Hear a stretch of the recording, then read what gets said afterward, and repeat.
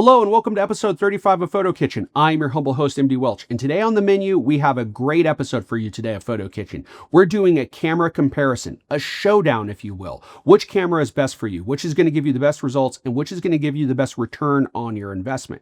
Now, when I disclose these cameras, you're going to think that I'm kind of nuts for competing or pairing these two cameras against each other because they are different. But I'm also here to tell you they're very much the same. They have a similar footprint. They have a similar price point. They also have similar results and similar functions for you as a photographer. And what cameras am I talking about? I'm talking about the DJI Pocket Osmo 3 going against the Insta360 version 5. Now, at the time of the recording, this is the latest version of both of these cameras, and you're immediately thinking, I'm insane, because these cameras are very much different. Yes, one is an action camera. One has a little bit more professional features, but there are also cameras that photographers are going to think about using to shoot behind the scenes video, or other individuals are going to take with them on vacation. Both of these cameras are my go-to cameras when I'm going on vacation, or I'm shooting at a location where I need some behind the scenes footage, or I need an additional angle or something slightly different from my cameras. Both cameras have performed really well in these instances, especially taking them on vacations. And in that sense, they're very much the same. They're powerful cameras that fit in your pocket and provide much better results than any sort of smart device, whether it's an iPhone platform or a Google device. These cameras perform much better and give you better results. So let's look at these cameras individually. I'm not going to get super deep into resolution or megapixels. I'm just going to look at these cameras as cameras because as far as the technical features, as far as resolution, they're very much the same. And I'll go into that in a second. So let's talk first about the Pocket Osmo 3. This is DJI's kind of bread and butter. It has a gimbal on it because that's what DJI does. They put gimbals on everything. They either allow you to put a camera on a gimbal, gimbal on a drone, and now you have a camera and a gimbal at once. There's a small little joystick on the back that allows you to control the gimbal, both pan and tilt, as well as being able to be controlled on a smart device, which is a really nice feature. You can change the speed at which this pan and tilt happens. So if you're looking for something a little bit more cinematic or smoother type of move, you can go ahead and do that. And that's very powerful. You also have the ability to go between shooting in a traditional landscape, so maybe something designated for normal video, or go into a portrait shooting for all of your reels. And that's one thing that the Osmo does really well. It allows you to see exactly what you're going to get on this little screen. Composition is key, and for those of us who come from a professional shooting background, we're going to appreciate that because what you see is what you get. It is a 4K camera. I forget what the megapixels are off the top of my head, but it also does shoot in camera raw. It also gives you the ability to turn the gimbal back and forth, so you could go into pretty much a selfie mode, and there is a tracking feature for that selfie mode, so you could put this on a tripod, walk away, and then have it track you as you go back and forth through frame. That's a very nice feature. It does fail, and it does fail for weird reasons. I've had it track me before perfectly. I've never done anything different, and then all of a sudden it just locks on something. So it does stop working from time to time, but overall it is pretty good. Now, it is a very small, compact feature. It does come with this little hard case, so when you power it off, it will actually switch the head into kind of a storage mode. I wouldn't throw this in a bag or a pocket or anything like that in this mode. I would definitely put it in this nice little hard case here. It's going to protect the camera. It does increase the setup and teardown time because you are reaching in, pulling this thing out and grabbing it. But this case is great because it will hold some other accessories, as we'll see in a second. Another nice feature about the Osmo that I really like and kind of leads to that professional features that it has is it does have a magnetic face. So you can take, and I'll get it out of the little case here, you can go ahead and take a small little magnetized filter and just put it right on the front. And all sorts of companies make these filters. From DJI, I have a set from Freewell that has a lot of filters, ND, circular polarizer, the list goes on and on. These filters allow you to create more of a cinematic look. It allows you to shoot in manual mode. It allows you to keep same frame rate or same shutter speed. Maybe you just flex the ISO a little bit for shooting standards, but it does give you more professional results than a lot of other cameras do because of this magnetic face. The only thing to say is these magnetic filters are a real pain to take off sometimes, especially if you're wearing gloves. One nice thing about the case is it will hold two of these filters inside, and that is very nice. So that makes transporting a lot easier. I will say I put 2 of my favorite filters in here and just leave them in there. That way I'm not struggling with it. But all in all, it is a very nice little camera to use and work with, both for photo and video. Now, if you buy the additional, I think they call it a creator kit, you will get a few additional accessories. There is an extended battery that you could put on the bottom of the actual unit. So that gives you not only a longer handle, but an additional battery. One nice feature is this battery will charge the internal battery first. So if you pull the bottom battery out, you will still have a charge on the internal battery. They don't drain at the exact same time. They do also give you this little tripod or stand, which again, makes the handle even longer. If you need to do longer moves, you could do that. And you could, of course, also set it down as needed. They do also give you a small little handle here. I can't remember if this is in the kit or this just comes standard. This is not a battery, but it does have a USB charging port on the bottom of it, and it has a 1/4-20 on the bottom, so you can put this into a camera plate or on a tripod. Get a small camera plate for these units. They're great to use. The final thing is the ubiquitous DJI fuzzy mic, clip-on mics here. This is great. You're seeing them all over the place on YouTube videos, TikTok. They're great to handhold. They're great to clip on things. There's a magnetic attachment as well as a clip attachment. You can put a lavalier in here. A lot of power in this. And another nice thing is you could clip it to the top of the handle. So if you wanted to have a better way to hold on to this, you can. Again, a nice feature that DJI includes and makes it a little bit easier to work with.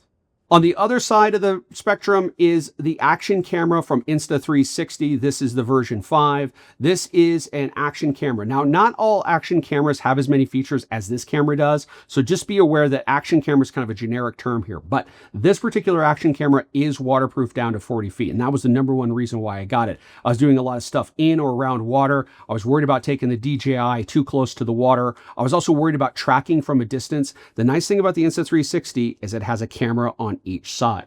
Now, Insta360 will tell you this is an 8K camera. It is because it's 4K here and 4K here, but you're never exporting out 8K because it's either getting 4K from this side or 4K from this side.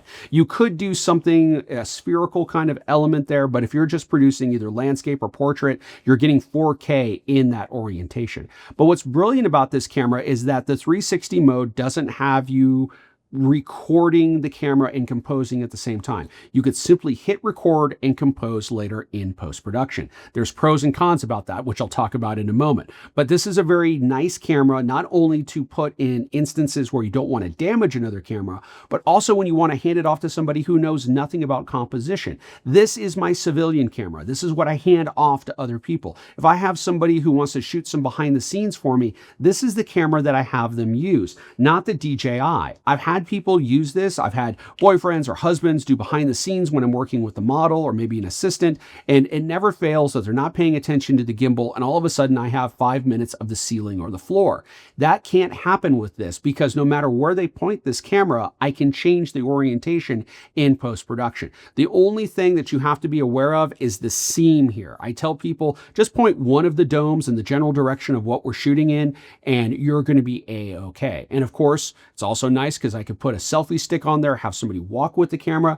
There's also a very long selfie stick I don't own at the moment, but can create kind of a drone footage look. And of course, you could jump into the water with this off of a diving board, off of rocks, mount it to a paddleboard, and you don't have to worry about it. But do be aware this has weight to it and will sink right to the bottom of a pool. I almost lost it in Lake Tahoe on a shoot. Fortunately, it went down only in about 15 feet of water. But if you are working in water, and you could somehow mark this with some sort of day glow so it stands out against the floor of a pool or especially a natural lake or a river, do that because it sinks immediately. But those domes are nice. They're convenient. You don't have to worry about them. There is a battery door here on the side, so you could come into here and there is your battery. Unlike the DJI, it doesn't have an easy way to charge while you're using. The DJI, I like that extended little battery handle here because I could plug it in and immediately start charging the unit and continue to use it. If I run down on this, I'm kind of stuck with it. On the other hand, I could take the one battery off, charge it, and still work with the unit if I have a charge internal. It's a minor thing, but that can happen a lot. One new feature on the version 5 that they didn't have on the version 4 is you can replace the domes on the front of the Insta360 if they get scratched up. It has a quarter 20 on the bottom. And like the DJI, video, photo, time lapse, panorama, it's all there. They shoot both with micro SD cards. I think I have 256 in both of them. It's about 8 hours of continuous running if I need to, and they're both great for that. Now, there's one other distinction with these cameras that's important to point out, and that is post-production. The DJI doesn't use a proprietary format. It shoots with JPEG, DNG for RAW, or MP4, I think, for the actual video files. So all of those files can be put into just about any program without a plugin or anything like that, and you can start editing immediately. It's great. It also makes it a little bit easier when you're using their app because you've composed everything in camera. You don't have to rechange or reorient anything. You just, if you got the shot, you got the shot, you're going to use it, you're going to post it. The Insta360, because of that nature of just point it in a general direction and figure it out in post, means that you're going to be doing a lot more work in post with this particular camera. That is its major downside. What gets even worse is that the Insta360 app is terrible. And I'm talking about the desktop app. I haven't used their smart device app too much, but I'm primarily editing my video on a desktop, so that's what I'm working with. It is atrocious. Now, some of the features are great. Being able to brighten, darken, change exposure, it's absolutely awesome. But the problem is basic video controls. It doesn't honor any keyboard shortcut from any video editing program. So JK and L for playhead advancement or fast forward or reverse does not work. You can't mark an in and an out point. You can't clear in and out points easily. And the worst part of it is you're absolutely going to be using keyframes to be able to sit there and say, leave the camera here and then maybe track it over here. Well, if the in and out points are past the keyframes or the keyframes are past the in and out points, you can't modify the keyframes. You have to change the in and out points, click on the keyframe, make the change, and now redo your in and out points. It's a nightmare to use, especially if you come from a video editing background. Now, there is some good news. There's a plugin that you could use in Adobe Premiere. That makes life a little bit easier, but you're still doing a lot of post-production here, especially if you've handed this off to a civilian and they've left it running or anything like that. You're going to have to weed through a lot of footage. So there is a penalty to pay for the ease of use of this particular camera. I do want to end this review of this particular camera on a positive note. One of my favorite features is this button down here at the bottom. It's in the bottom left-hand corner. It's just a circle. Now there is a power button over here and there is a quick menu button and there's a touch screen. But what I love about this button is when you hit it, it powers the camera on and then it starts to record. And it happens in about 2 seconds. So if all of a sudden you need to hand this off to somebody like, hey, go run and go put that on there, you just hit that button, powers up the camera, goes, duct tape it, grip tape it, bungee cord it to the side of something, put it on a selfie stick, whatever, you have that footage. And again, as long as they're pointing the dome in that direction, you also have probably an okay composition. Much wider angle than the DJI, obviously, so that is something to factor into it, but I absolutely love this feature and controlling it. Now, one other thing to point out about this camera, you can put it into normal shooting mode where you're shooting with one dome or another dome, so you don't have to use the Insta360, and if you do that, it's a non-proprietary format. But then you're kind of in the same confines as this. You got to get your composition dead on, and I think that this is a better unit. Now, both cameras shoot in 4K, or at least will deliver in 4K. They have different frame rates, that kind of stuff. You could go through their individual functions there. For me, it's not that big of a deal because they are radically different cameras. For me, when it comes down to a camera that I'm going to take with me in almost all situations, I'm always going to go with the DJI. This is still my winner. This is my favorite camera to use. It goes on every trip, every vacation. It doesn't stand out. I was in Mexico City in one of the libraries, an amazing place. I saw people using this camera. I had a regular camera and this. The minute I started using one of my Sonys, I got stopped by security. They told me I had to go get a photo permit, which was crazy because I had been shooting with this earlier and nobody cares about this. So there's a stealth factor here, especially when you take off all the other stuff and you have this small little camera. You can just hold it in your hand. So if you're not supposed to be shooting, you can get away with it. But it's also a small package. It doesn't stand out. It doesn't draw attention to you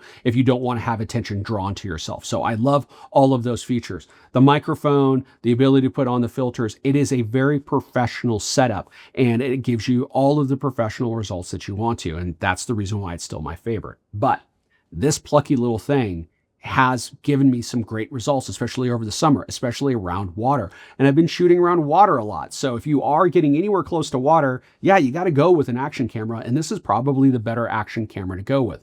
But the thing that I love about this is also the thing that I hate about it, is that I could hand it off to a civilian, I could hand it off to a non-photographer and tell them to walk with it, tell them to swim with it, tell them to put it on the front of whatever, bolt it onto something, not really pay attention to the composition, just again, dome facing the general area, and then I get to figure it out in post. So ease of setup, ease of knowing I'm going to get at least a decent shot out of it. I just have to weed through that footage. But it's kind of hard not to love this camera for those features. And I also like it for shooting now general behind the scenes. If I have somebody who wants to shoot behind the scenes of something, I could give them this camera and then I could handle a lot of those things in post if they don't have the camera oriented correctly. So don't know a lot about photography, don't know a lot about composition. You're kind of just all over the place as far as vacationing or shooting. Go with the Insta360. You're not going to be disappointed in the results. You're just going to have to do a little bit more work in post-production. But it's also great for photographers who want to bolt this on top of cameras for behind the scenes or have behind the scenes shots or again, extreme conditions. But if you're not doing any of those things and you just need a more professional camera, don't forget about the DJI. It's not going to disappoint you. Price points on both cameras are about the same. It just depends on where you're going. So to me, it's not about the price point. It's about those particular types of features. Weigh the pros and cons, figure out what's best for you. I'm blessed to have both, but I don't always take both with me. And more often than not, it's the DJI that always comes with me with every shoot. So it's a camera that I really like. Hey, speaking of like, I hope you've liked this video. If so, please hit the like button down below. Please subscribe to the channel if you haven't already done so. And if you have, thank you so much for your support. And of course, share this with anybody who's debating between these two lovely little cameras. And until next time, I'm MD Welch wishing you all the best from PhotoKitchen.